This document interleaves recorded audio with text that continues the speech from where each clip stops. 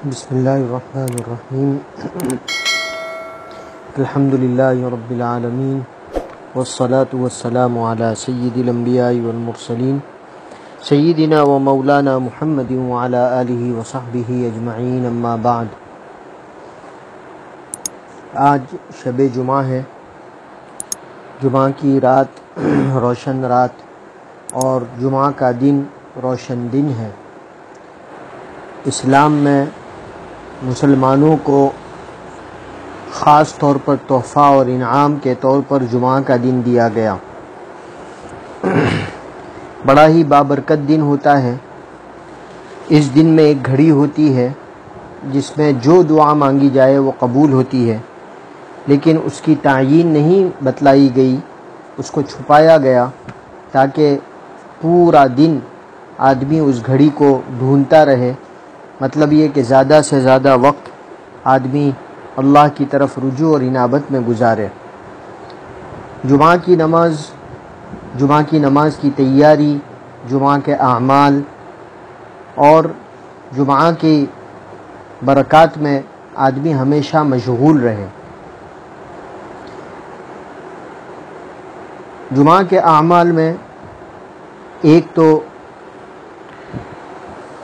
جمعہ کی رات سے، مغرب سے جب رات شروع ہوتی ہے تب سے جمعہ کے دن عصر تک، مغرب سے پہلے تک، مغرب غروب ہونے تک جمعہ کا دن کہلاتا ہے۔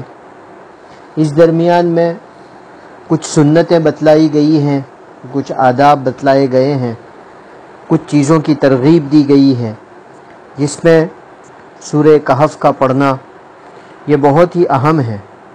سورہ کہف کی تلاوت یہ فتنوں سے حفاظت کا ذریعہ ہوتی ہے۔ فتنوں میں سب سے بڑا فتنہ دجال کا فتنہ ہے۔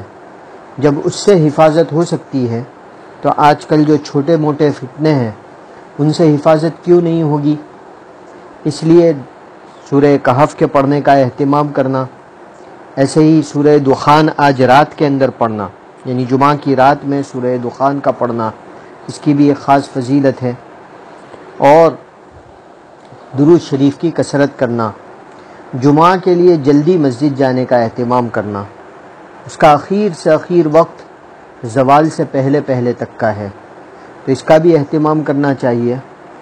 ہماری بدقسمتی کی بات ہے کہ جمعہ کے دن بھی ہمارے کاروبار کھلے رہتے ہیں، اس کی وجہ سے آدمی بہت سی مرتبہ غفلت میں پڑ جاتا ہے۔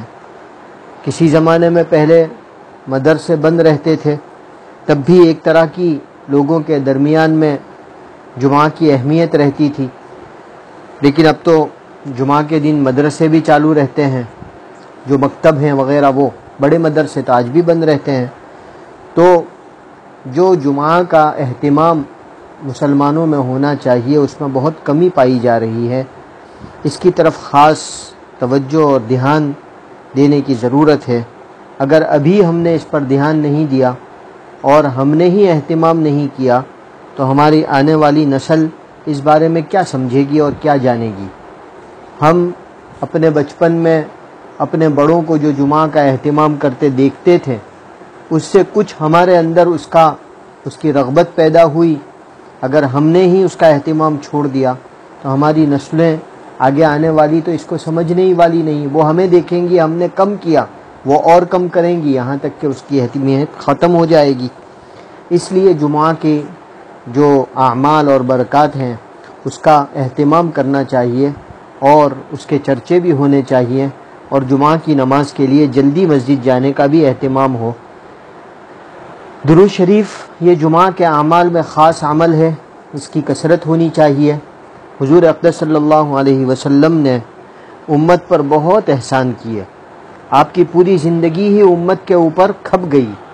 آپ نے اپنا سب کچھ لگا دیا کہ آنے والی قیامت تک کی نسل کو اور قیامت تک کے اہل ایمان کو کامیابی نصیب ہو، اس لیے آپ نے اپنا سب کچھ اس پر لٹا دیا، اور اس کے بدلے میں ایک دانہ بھی مانگا نہیں، کسی بھی چیز کا سوال نہیں کیا، بلکہ قرآن کریم کہتا ہے لا اسألکم علیہ اجرا۔ تمام انبیاء علیہ السلام اپنے فریضے کی ادائیگی کے بعد کہا کرتے تھے کہ ہم تم سے کچھ بھی اس کے اوپر بدلہ نہیں چاہتے۔